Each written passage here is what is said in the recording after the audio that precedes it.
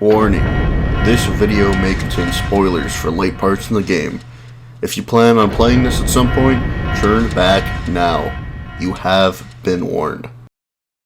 CR back with a review filled with garlic because we're doing the Wario World review.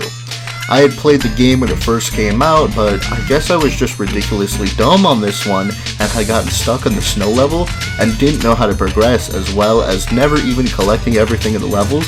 But this time around, I finally brought my A game. This time I didn't mess around and went for the 100% kill, so I give my boy Wario the best castle because he deserved it after the shenanigans that takes place in this game. But without further ado, let's get to the basics. This game is pretty basic on the basics. Wario goes around different levels as there's not really an overworld. I mean there is, but it's pretty minimal.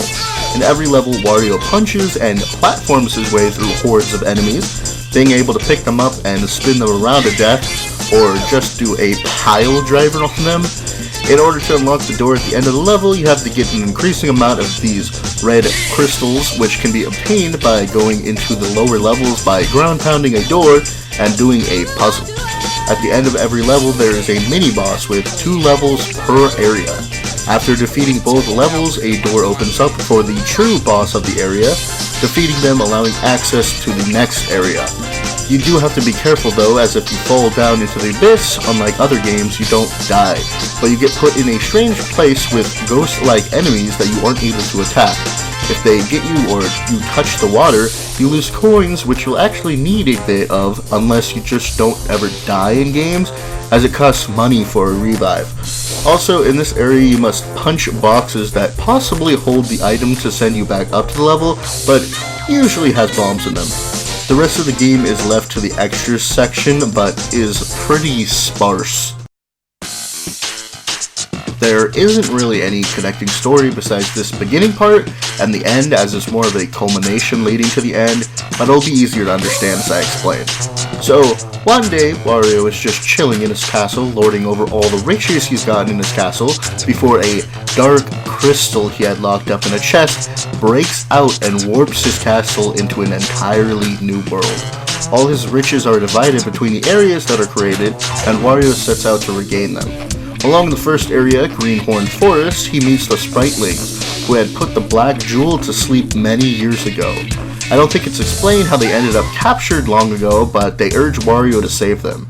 After Wario defeats the Green Fist and Sandworm, another door unlocks that leads him to fighting Dino Mighty, whose defeat leaves Wario a piece of a key that will open the place where the Black Jewel is hiding.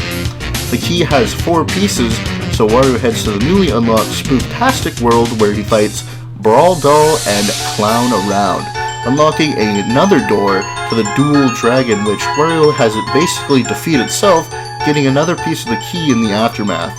The next area, Thrillsville, opens and Wario fights the Winter Winster and Spider-Atticus, again unlocking a door, forcing Wario to fight Red Brief J, who he douses in lava, receiving another piece of the key.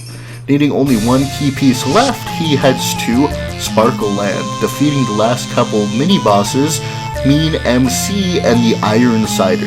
The final door unlocks with Captain Skull waiting behind it. Wario, throwing his own bombs back at him, receives the final key piece, unlocking the chest that hid the Black Jewel who Wario faces. With the help of some Spritelings, he is able to overcome the evil jewel and finally put an end to its reign of his home. After he defeats it, the Spritelings try to help Wario rebuild his castle. The quality of the castle he receives is determined by how many Spritelings Wario saved over the entirety of the game, with there only being 40. 5 per level, which they are usually the easiest to find. If you found all 40, Wario actually received a better castle than the one he started with.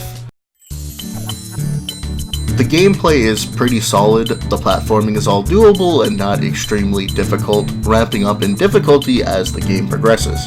The soundtrack is pretty damn good as well. 100%ing the game isn't ridiculously difficult either, which I was looking forward to, and it was actually super fun to do.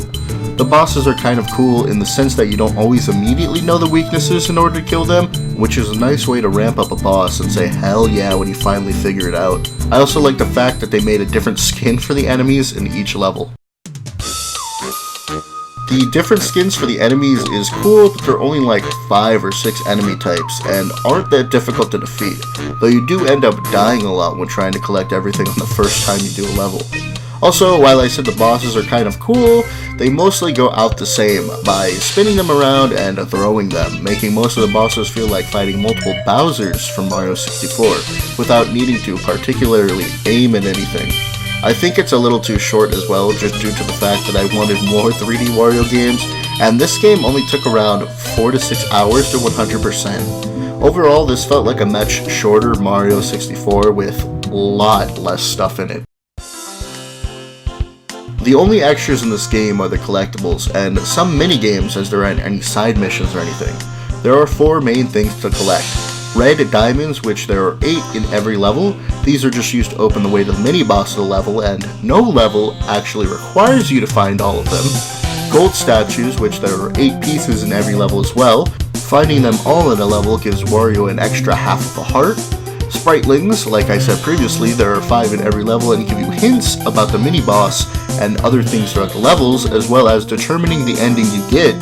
Finally, there are treasures, which were originally Wario's in the first place, but there are 8 in every level.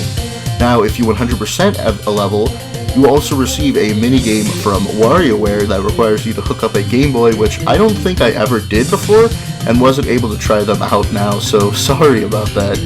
There are also coins you collect, but they really aren't used for anything besides reviving you when you die, or buying garlic from the vendors to heal yourself throughout the level. Overall, I had fun with the game, but it is pretty dang short, and generally a lot easier than I remembered, so be aware of that if you do start it up. Alright, hope you enjoyed, and see you next video.